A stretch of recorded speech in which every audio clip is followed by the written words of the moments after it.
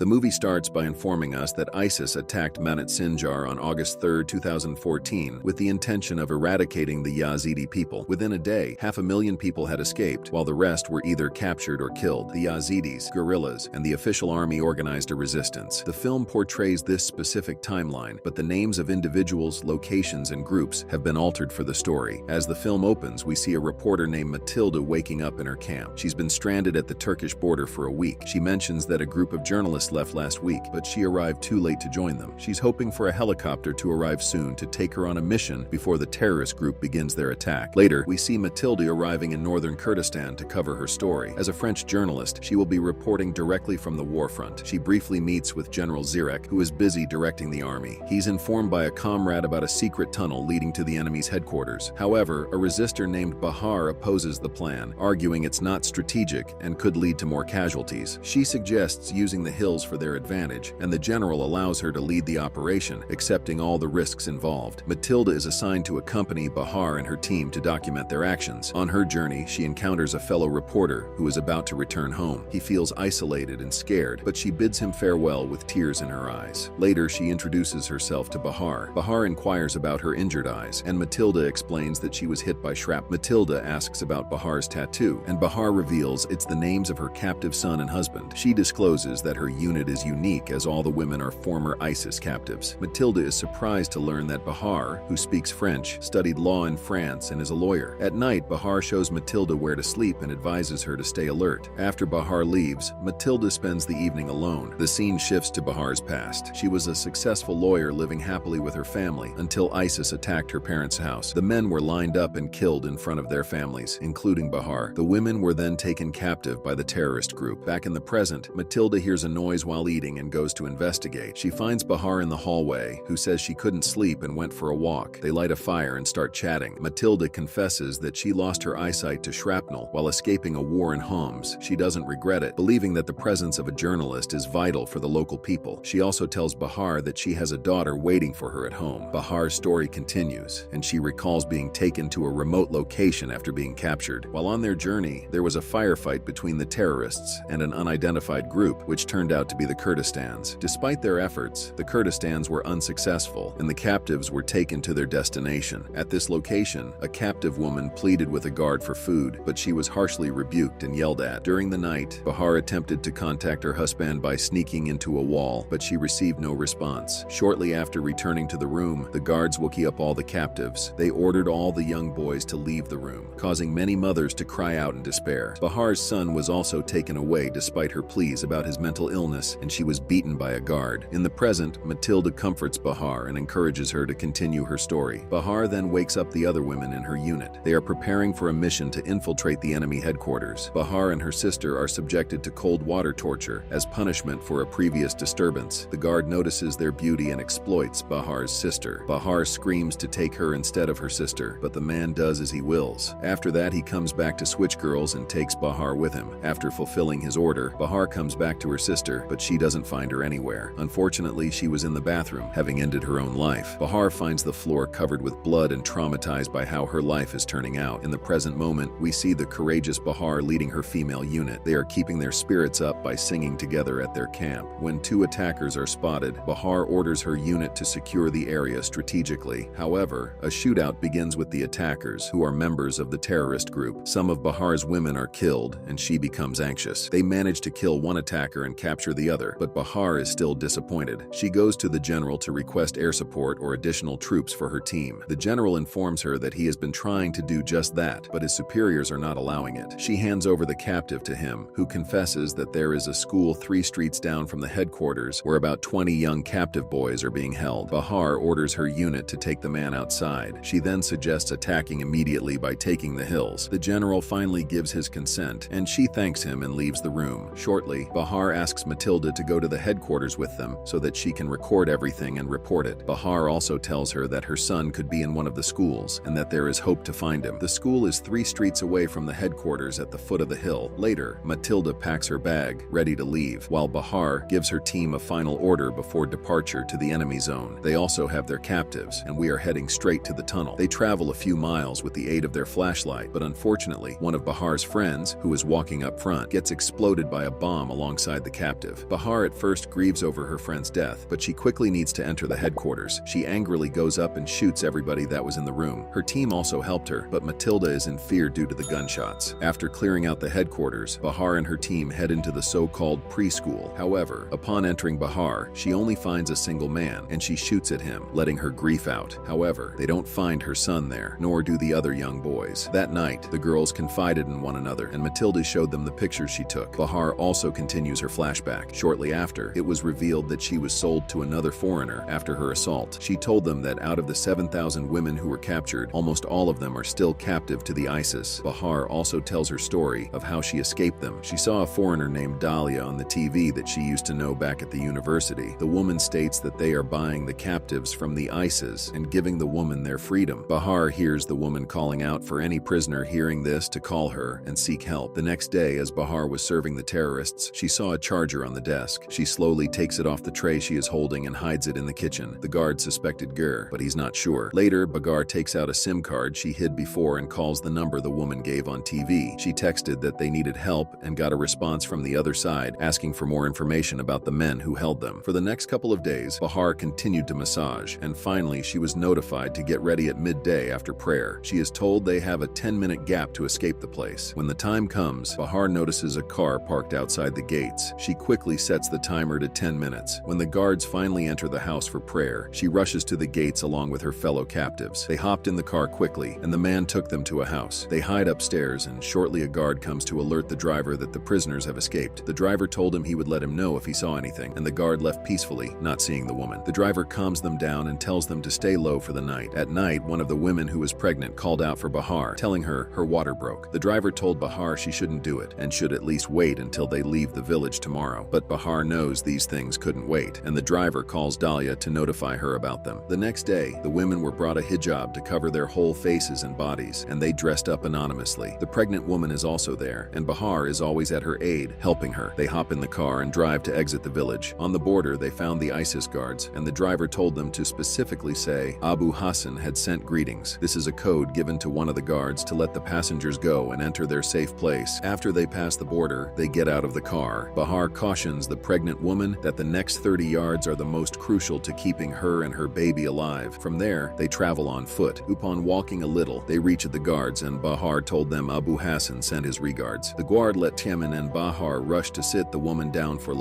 The woman gives birth to a baby boy successfully, and Bahar seems happy for the first time. Shortly after, Dahlia sends them a car from there, and they are taken to their safe camp. The scene then shifts to the present moment, where Bahar is now the unit leader of the Kurdistans. Bahar gives courage to all of them, regardless of her loss. Now that the Americans have arrived in the village, the women hear bombings and gunshots across their camp. It's between the Americans and the IS. Later, Bahar told Matilda she contacted someone at the Ministry of Religious Affairs, and they told them video footage was found that resembled her son. This isn't a good thing, as it could mean her son has been murdered. She confesses that she fears her husband is also dead, but she is unsure. Bahar also asks Matilda why she never considered being a soldier, as she is already in the war zone. Matilda told her role was to witness it. She also confesses that the man she has loved was bombed in Libya 3 months ago, and she feels being a reporter is no better than being a soldier. But Matilda cries when she remembers her daughter. She confesses to her that it kept her going through all the terror she has seen. The next morning, we see the former captive women arriving at the war zone where last night's fight has been taking place. It's the school that is 3 streets down from the headquarters. There, they spot the enemy soldiers, and Bahar leads her unit strategically. She successfully shoots the one that got in her way. However, she was soon confronted by a young boy who pointed his rifle at her face. It turns out that the boy was one of the 20 kids that were supposed to be in the school. He was just protecting the little one, and soon they all came down the stairs and ran to exit the place. Bahar checks their faces on their way out, but she doesn't see her son with them. The women then continue their raid, heading upstairs. Mathold was also there, witnessing everything and taking pictures. However, they didn't find anyone, but a bomb was placed in one of the rooms, and soon it exploded on the floor where they were all. Soon we see the place turning into ashes in Bahar, and the rest is covered with it. The women are harmed, and some are even dead. We see Bahar in the sky and see more explosions afar, depicting their defeat. She cries hopelessly, but shortly the remaining hiding young boys come out of a room, and Bahar suddenly hears the word mommy. The little boy grabs her to pick her up, but Bahar is still partially unconscious due to the explosion. He touches her, and she soon realizes it was her son and embraces him. We then see the aftermath, and we see Matilda being carried carried out of the building. She was hurt badly, but she sees Bahar with her son. She feels grateful for her. The movie comes to a close as we see the two bid farewell and Matilda traveling back home, feeling the most deep appreciation and respect for the women she came across in the unit. And with that,